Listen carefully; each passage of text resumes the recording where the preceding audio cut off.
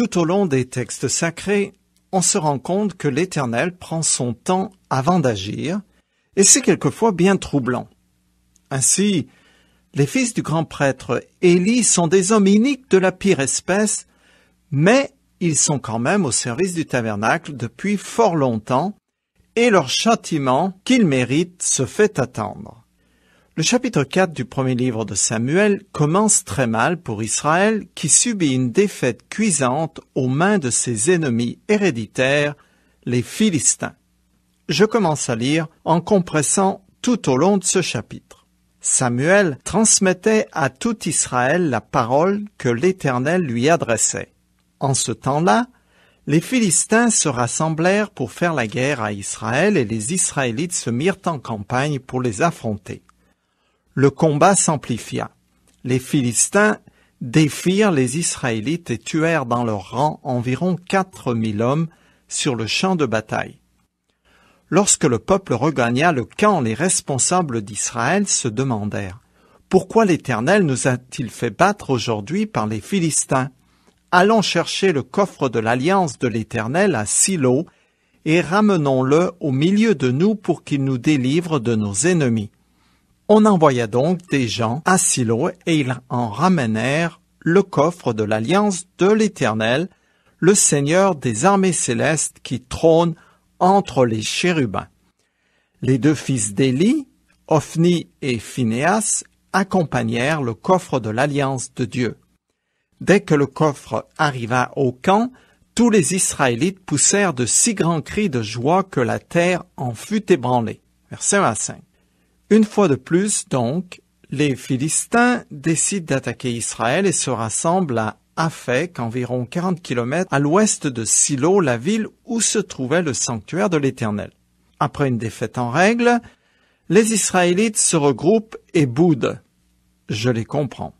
Alors ils se rappellent que le coffre de l'Alliance était présent sur les champs de bataille lors de victoires mémorables dans leur passé. Ils pensent détenir l'arme absolue. Les responsables du peuple croient que l'intervention de l'Éternel en faveur de son peuple est automatiquement garantie par la présence du coffre sacré. Influencés par les croyances des païens qui identifient la divinité avec sa représentation visuelle, ils pensent s'assurer ainsi le secours du Dieu d'Israël. C'est oublier que l'Éternel est libre, qui ne se laisse pas manipuler et que sa bénédiction dépend de l'obéissance de son peuple. En fait, les Israélites révèlent à quel point ils sont superstitieux et ont foi en des pratiques magiques. En effet, en allant chercher le coffre de l'Alliance, ils essayent de forcer la main à l'Éternel. C'est ce que les textes sacrés appellent « tenter Dieu ».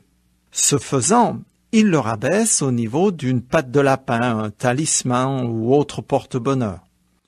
C'est à la fois pathétique et dramatique. Les Israélites sont tout aussi idolâtres que les Cananéens ou les Philistins. Je continue. En entendant ces acclamations, les Philistins se demandèrent ce que signifiaient ces grands cris dans le camp des Hébreux. Ils apprirent que le coffre de l'Éternel était arrivé au camp. Alors ils prirent peur, car ils se disaient « Dieu est venu dans le camp des Hébreux ». Et ils ajoutaient « Malheur à nous ! Il n'en était pas ainsi auparavant. Malheur à nous! Qui nous délivrera de ces dieux puissants? Ce sont ces dieux-là qui ont infligé toutes sortes de coups aux Égyptiens dans le désert. Philistins, soyez forts, soyez des hommes, sinon vous deviendrez les esclaves des Hébreux comme ils ont été les vôtres. Soyez donc des hommes et combattez. Les Philistins livrèrent bataille et Israël fut vaincu. Chacun s'enfuit sous sa tente et ce fut une très lourde défaite. Israël perdit 30 000 hommes. Le coffre de Dieu fut pris par les Philistins et les deux fils d'Élie, Ophni et Phinéas, moururent. Verset 6 à 11. Ce passage m'en rappelle un autre dans le Nouveau Testament qui dit « Ne vous y trompez pas, on ne se moque pas de Dieu. Ce qu'un homme aura semé, il le moissonnera aussi. » Fin de citation. Les Israélites et les 2 fils d'Éli ont récolté le fruit amer de leur perfidie. Les Philistins étaient polythéistes et croyaient qu'Israël servait plusieurs dieux. Ils connaissaient également l'histoire de ces Hébreux qui étaient sortis d'Égypte il y a plus de 3 siècles, grâce à des fléaux surnaturels qui anéantirent l'armée du Pharaon. Alors ils tremblent. Mais ils rassemblent leur courage et vont à nouveau au combat et sont vainqueurs. Dans la foulée, ils récupèrent le coffre de l'Alliance, le symbole de l'Éternel. Je continue. Un homme de Benjamin s'échappa du champ de bataille et courut jusqu'à Silo le jour même.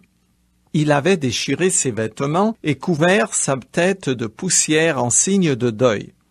Au moment où il arriva, Éli était assis sur son siège, aux aguets près de la route, car il était très inquiet au sujet du coffre de Dieu.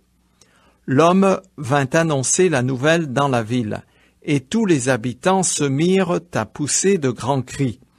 Quand Éli entendit ces cris, il demanda « Que signifie ce tumulte de la foule ?» L'homme se dépêcha de venir lui annoncer la nouvelle. Or Éli était âgé de 98 ans, il avait les yeux éteints, il était complètement aveugle.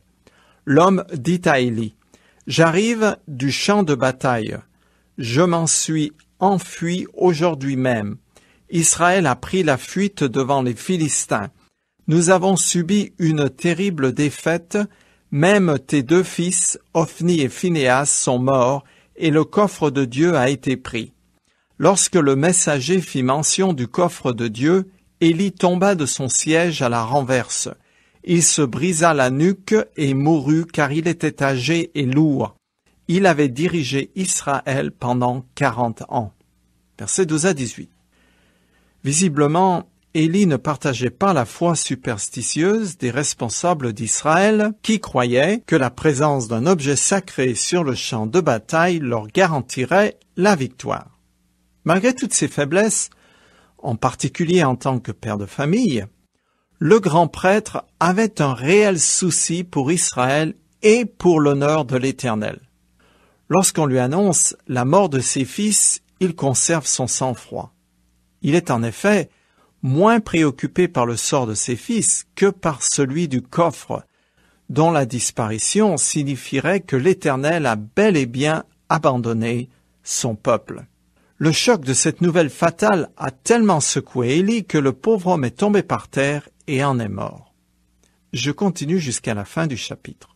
Quand sa belle-fille, la femme de Phinéas, qui arrivait au terme de sa grossesse, entendit que le coffre de Dieu avait été pris et que son beau-père ainsi que son mari étaient morts, elle chancela et brusquement prise de contraction, elle accoucha. Comme elle était près de mourir, les femmes qui l'entouraient lui dirent « Rassure-toi, c'est un garçon ». Mais elle y fut indifférente et ne répondit rien. Elle donna à l'enfant le nom d'Ikadod, ce qui veut dire « plus de gloire », en expliquant « la gloire divine a quitté Israël ». Elle pensait au coffre de Dieu qui avait été pris, à son beau-père et à son mari. Elle s'écria encore « Oui, la gloire a quitté Israël, car le coffre de Dieu a été pris. » Versets 19 à 22. Dans la pensée païenne de l'époque, il était concevable que des dieux pouvaient être kidnappés et emmenés en exil, car dans leur conception du monde, l'idole se conformait à l'image de ses adorateurs et était à leur service. Les Israélites auraient quand même dû savoir que l'Éternel, étant omnipotent et omniprésent, il n'était pas un objet qu'on manipule et dont on dispose à sa guise. Cependant, la femme de Phinéas considérait le Dieu d'Israël comme les païens voyaient les leurs. Cela montre combien la perception israélite de l'Éternel était païenne. Ceci dit, le Seigneur s'était bel et bien retiré d'Israël à cause de sa désobéissance et surtout de son idolâtrie. Mais le peuple ne le savait pas. La perte du coffre de l'Alliance ne faisait que concrétiser cette vérité. Nous voici arrivés au chapitre 5 de ce livre de Samuel, dans lequel les Philistins apprennent à connaître le Dieu d'Israël à leurs dépens. Je commence à lire. Après s'être emparés du coffre de Dieu, les Philistins l'emportèrent à Asdod. Là, ils le mirent dans le temple de leur dieu Dagon et l'installèrent à côté de la statue de l'idole. Le lendemain matin, les habitants d'Asdod découvrirent Dagon étendu par terre sur sa face devant le coffre de l'Éternel. Ils le relevèrent et le remirent en place. Le jour suivant, de bonne heure, ils trouvèrent encore Dagon par terre sur sa face devant le coffre de l'Éternel. Sa tête et ses 2 mains coupées gisaient sur le seuil de la pièce. Seul le tronc était resté là. C'est pour cette raison que jusqu'à ce jour, les prêtres de Dagon et tous ceux qui entrent dans son temple à Asdod évitent de poser leurs pieds sur le seuil. Versets 1 à 5. Asdod était l'une des 5 villes principales des Philistins, située à 55 km à l'ouest de Jérusalem, près de la Méditerranée. Après s'être emparés du coffre de l'Alliance, les Philistins l'ont traité comme un trophée de guerre et un objet porte-bonheur. Une très mauvaise idée. Ils vont vite apprendre que l'Éternel n'apprécie pas que son symbole soit placé à côté de Dagon. Alors, ils retrouvent leur idole inclinée en signe de soumission devant le coffre, puis en morceaux sur le seuil. C'était vraiment embarrassant. Je continue. Puis l'Éternel frappa très sévèrement les Asdodiens et fit des ravages parmi eux en les frappant de tumeurs. Des rats apparurent dans le pays, semant la mort et la destruction. En voyant ce qui leur arrivait, les gens d'Asdod déclarèrent « Le coffre du Dieu d'Israël ne restera pas plus longtemps chez nous, car il nous frappe très sévèrement, nous et Dagon notre Dieu. » Les princes des Philistins décidèrent de le transférer à Gath. Mais quand on l'eut transféré là-bas, l'Éternel intervint contre les habitants de la ville et y sema la terreur. En effet, l'Éternel les frappa tous, quelle que soit leur condition sociale, et ils furent atteints de tumeurs. Alors ils expédièrent le coffre de Dieu à Écron. Mais lorsqu'il arriva là-bas, les Écroniens protestèrent. « Renvoyez le coffre du Dieu d'Israël et qu'il retourne dans son pays pour qu'il ne nous fasse pas mourir toute la population. » Une peur mortelle régnait dans toute la ville, car Dieu la frappait sévèrement. Les gens qui avaient échappé à la mort étaient atteints de tumeurs, et les cris de détresse de la ville montaient jusqu'au ciel. Versets 6 à 12. Les mots utilisés pour décrire les fléaux dont l'Éternel affligea les Philistins ne sont pas clairs. Selon la tradition rabbinique, ce seraient des hémorroïdes, tandis que l'historien juif Joseph parle de dysenterie. En fait, il s'agissait certainement de tumeurs dues à la peste bubonique propagée par les rats. Le coffre de l'Alliance apparaît vite comme un objet qui brûle les doigts et particulièrement dangereux pour les Philistins qui se l'envoient de ville à ville, tentant de s'en débarrasser. L'histoire continue dans le chapitre suivant que je commence à lire. Pendant 7 mois, le coffre de l'Éternel fut dans le pays des Philistins. Alors les Philistins convoquèrent leurs prêtres et leurs devins pour leur demander « Que ferons-nous du coffre de l'Éternel » Si vous renvoyez le coffre du Dieu d'Israël, dirent-ils, ne le renvoyez pas à vide. Faites-le accompagné d'un présent pour expier votre faute. Alors vous serez guéris et vous saurez pourquoi il n'a cessé de sévir contre vous. Vous ferez 5 représentations en or des tumeurs qui vous ont affligés et 5 rats en or selon le nombre des princes des Philistins, car le même fléau a atteint tout le monde, y compris vos princes. Vous fabriquerez donc des effigies de vos tumeurs et des rats qui dévastent le pays, et vous les offrirez en hommage au Dieu d'Israël. Peut-être cessera-t-il de vous frapper sévèrement vous, vos dieux et votre pays. Verset 1 à 5. Les Philistins reconnaissent officiellement que le fléau est le fait du Dieu d'Israël. En accord avec les superstitions de ce temps, on consulte les prêtres et les devins qui sont censés savoir ce que veulent les dieux. Leur idée est conforme à une pratique païenne répandue selon laquelle on représentait en ex-voto, offert à la divinité, le mal dont on avait été délivré, ou dont on voulait être délivré. Je continue. Ne vous obstinez pas comme les Égyptiens et le Pharaon. Rappelez-vous qu'après avoir été malmenés par ce Dieu, ils ont dû laisser partir les Israélites.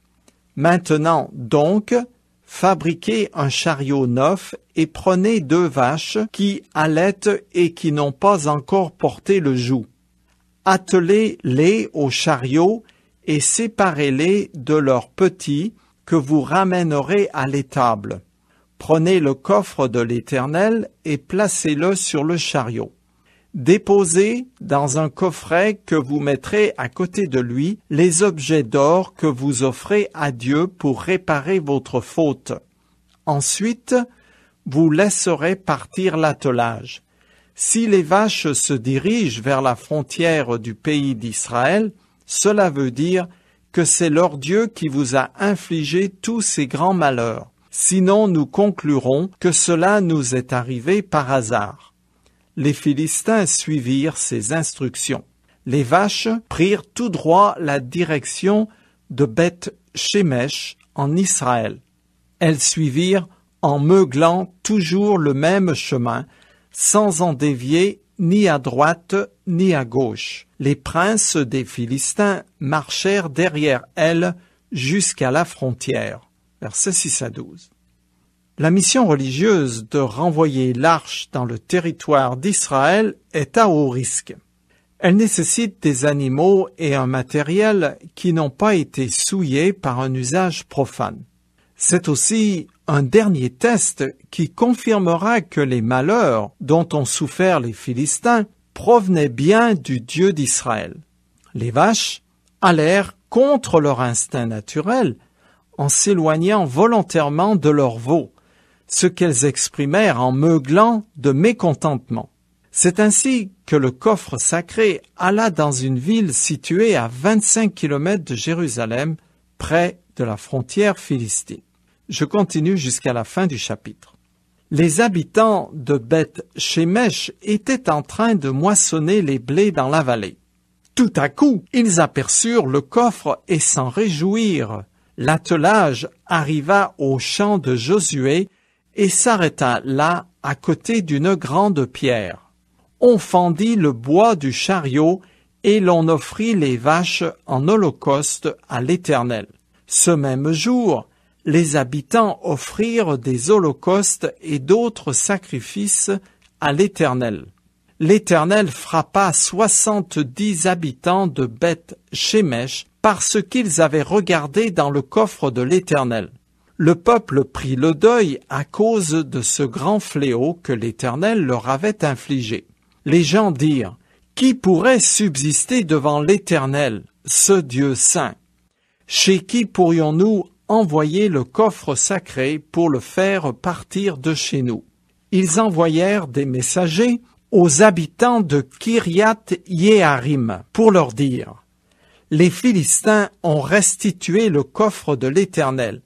Venez donc le chercher pour l'emporter chez vous. » Versets 13 à 21. Finalement, ce coffre, décidément bien encombrant, est envoyé dans une ville à 13 kilomètres au nord-ouest de Jérusalem et qui aujourd'hui s'appelle Abu Ghosh. Les habitants avaient offert un holocauste à l'Éternel, ce qui est très bien, encore que normalement ce sacrifice aurait dû avoir lieu à Silo, où se trouvait le sanctuaire de l'Éternel. Mais la vraie raison du châtiment divin contre ces 70 personnes est qu'elles avaient commis un sacrilège en regardant à l'intérieur du coffre sacré ce que nul, pas même les prêtres, n'avait le droit de faire.